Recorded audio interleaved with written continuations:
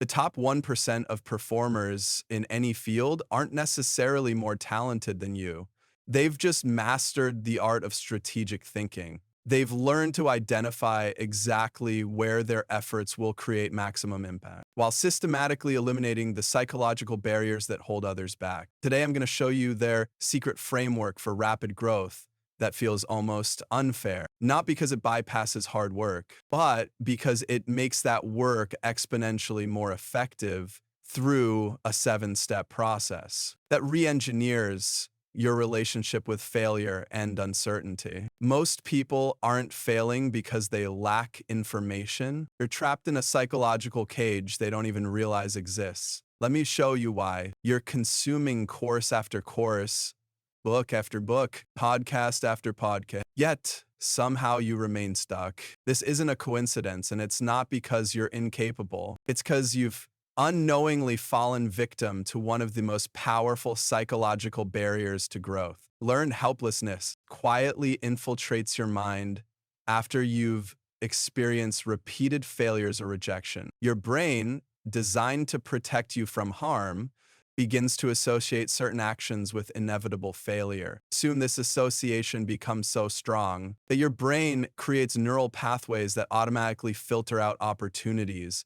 Success becomes literally invisible to you, not because it isn't there, but because your mind has been programmed to expect failure. What's fascinating is that this happens to smart, capable people all the time. You can have all the information you need to succeed, yet remain paralyzed. Think about it. How many times have you known exactly what you should do, but still couldn't bring yourself to take action? That's the invisible prison of learned helplessness at work. Your mind has internalized the belief that nothing you do matters. So it stops generating the motivation needed for meaningful action. In professional environments, this manifests in surprisingly common ways. Take the manager who never applies for leadership positions despite excellent qualifications, convinced rejection is inevitable. Or consider the entrepreneur who abandons promising projects at the first sign of difficulty, interpreting early challenges as proof of inevitable failure. Then there's the creative who produces brilliant work but never shares it, their mind filtering out potential success while amplifying the possibility of criticism. This self-fulfilling prophecy is particularly insidious because it operates below the threshold of conscious awareness. You don't realize your mind is automatically rejecting information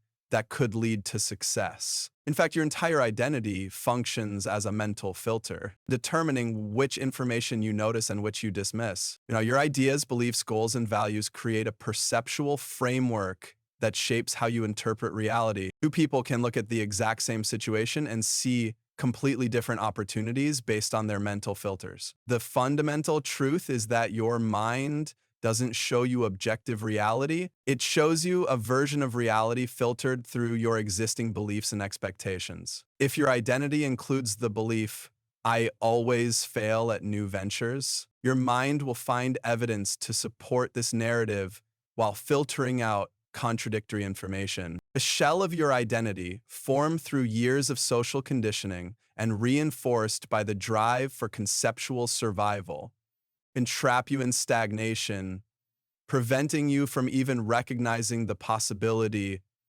of a better life. This explains why some people seem to spot opportunities everywhere while others see only roadblocks. It's not that opportunities only exist for certain people. It's that their mental filters allow them to notice what others miss. The crucial insight here is that you're not actually helpless. You've simply learned to be. The lobster doesn't know it can shed its restrictive shell to grow until it experiences the discomfort that precedes transformation. Similarly, you may not realize you can shed your limiting beliefs until you understand how they're constraining your growth. Here's the good news. Once you understand that your mind is fundamentally an interpretive filter, you can begin the process of reprogramming it. Mind constructs meaning through stories, webs of symbols that create a larger narrative, providing a framework for understanding life. When you lack awareness of your personal narrative, you struggle to find your place in the world. First, You may find yourself pursuing goals imposed by external influences rather than your authentic aspirations. The path to extraordinary growth begins with recognizing that everything is ultimately a mind game. Your perception of what's possible, what opportunities exist, and what you're capable of achieving are all filtered through the lens of your identity. By understanding how this filtering process works, you can begin to reshape it, gradually expanding what's visible and accessible to you. Beyond understanding mental filters lies a fundamental truth.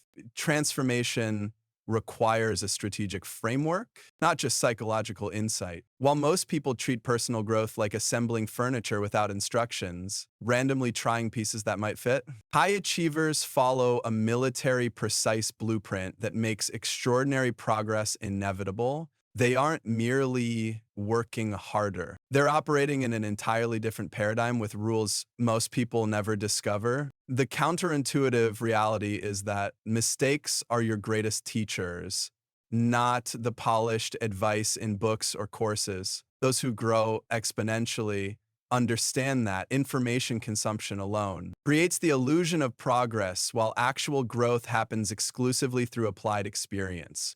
Books, podcasts, and courses provide maps, but until you venture into the territory yourself, you'll never truly learn the terrain. This is precisely why two people can consume identical information yet experience dramatically different outcomes. One person intellectualizes concepts while the other translates them into structured action. The difference isn't knowledge, it's strategic implementation through a systematic process. That forces growth to occur whether you feel motivated or not. Dan Koh's 7-step strategic framework offers this precise methodology, transforming vague aspirations into concrete outcomes through a systematic approach. It begins with strategic intent, identifying what you genuinely dislike about your current situation and envisioning potential futures. Unlike vague goal setting, this creates crystal clear direction by establishing the macro game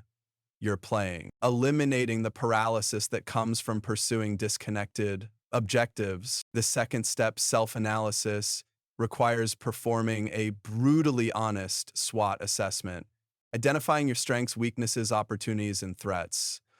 This clarity about your current position without self-deception creates the foundation for sustainable progress. Most people skip this critical step, building their growth strategies on quicksand rather than solid ground. Strategic preparation, the third step, involves deliberately engineering your environment to reflect your target goal. This means modifying the information you consume, the people you follow, and every aspect of your surroundings to create total immersion in your new reality. Your environment will either accelerate or sabotage your progress. There is no neutral space. The fourth step, concentration of force, eliminates scattered effort by focusing all your resources on building real-world projects with maximum impact. This military principle ensures you're not diluting your energy across too many initiatives. The framework suggests identifying 3 to 5 potential projects, selecting the highest leverage option, and mapping out the 3 to 5 priority tasks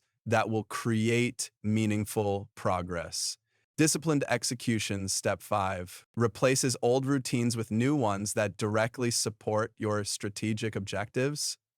Rather than relying on motivation, you execute priority tasks for a predetermined time each day, creating a consistent engine of progress that operates independently of your emotional state. The sixth step, adaptability, acknowledges that initial strategies rarely survive contact with reality. By systematically identifying when approaches aren't working and experimenting with alternatives, you create a feedback loop that continuously refines your method. As the framework states, mistakes are the only source of truth, making experimentation essential to achieving extraordinary outcomes. The final step, study the general principles of nature, involves recognizing the universal patterns that govern all endeavors. By understanding the structure of storytelling, the inevitability of cycles, and your place within larger narratives. You gain perspective that helps navigate challenges that would derail most people. One particularly powerful tool within this framework is the pre-mortem technique. Unlike traditional planning that assumes success, this approach forces you to visualize spectacular failure before you begin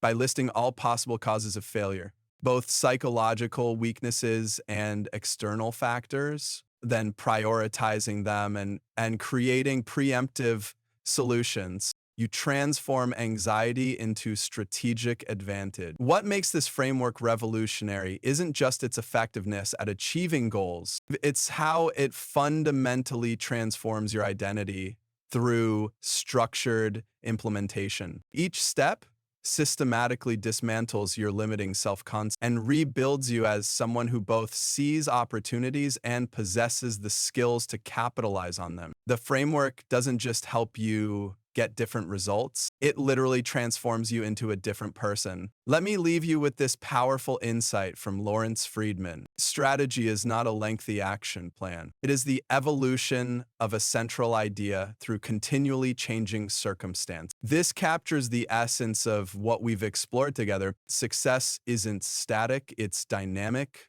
and responsive. The true differentiator between those who transform and those who remain trapped is not information, it's implementation through strategic adaptation. Your identity isn't fixed, but rather a living, breathing, and evolving entity that you can consciously reshape. When you embrace this framework, facts become data points, feedback that refines your path forward. The only remaining question is, are you ready to become someone new?